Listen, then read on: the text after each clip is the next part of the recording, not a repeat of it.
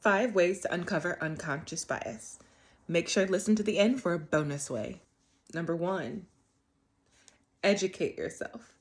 This can look like taking the implicit associations exam, or the IAT, or reading books or attending diversity trainings. The goal would be to learn more about yourself so that you can understand that the way you see the world is not the same as the way everyone else sees the world. And even if we do know some of our own biases, there's always more for us to learn. Number 2, self-reflection.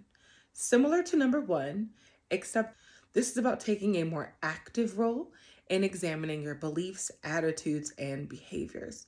Reflect on moments where you may have made assumptions or judgments that were based on stereotypes. Self-reflection is not about judging or punishing. It's about learning where the blinders are so you can take them off. Number 3, challenge stereotypes. Whether these are stereotypes that you encounter in yourself or in others, question their validity and consider other perspectives. Even challenge the ones that sound like they might be good. An example of this would be Black people are natural athletes. It sounds great. It sounds beneficial. It sounds like a compliment. But what it actually does is minimize the amount of work that our athletes do. Nobody questions the amount of work that LeBron or Kobe or Michael Jordan did. They did a great deal of work to become the athletes they are. But when we say that Black people are just naturally great athletes, we downplay the intensity and the amount of push that goes into becoming the best at something. And it negatively impacts those who aren't athletic, like me, because it ties our Blackness into our athleticism. So me not being athletic makes it seem like I'm somehow less Black. So challenge stereotypes, even the ones that seem like they're good. Do you agree with these 5 tips? Comment your number 1 takeaway. Number 4, examine your decision-making process.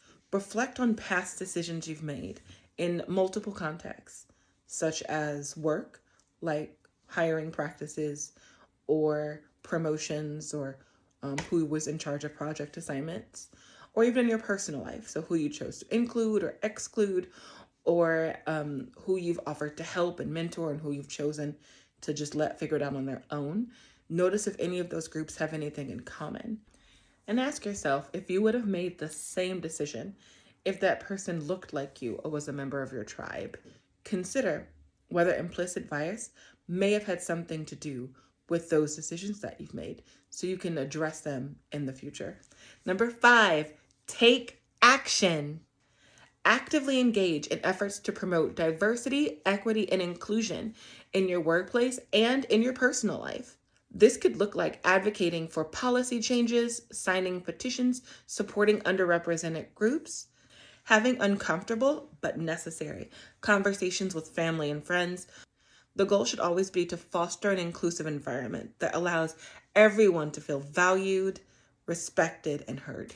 Number 6, bonus. Create an accountability structure. Establishing a system of accountability in your professional and personal life ensures that biases are acknowledged and addressed effectively. This could look like regular check-ins with colleagues or diversity and bias awareness trainings. Creating a system will assist you in challenging stereotypes so that you can continue to grow. Remember, someone pointing out an unconscious bias does not make you a bad person. We all have unconscious biases. It is instead an opportunity to learn and grow together.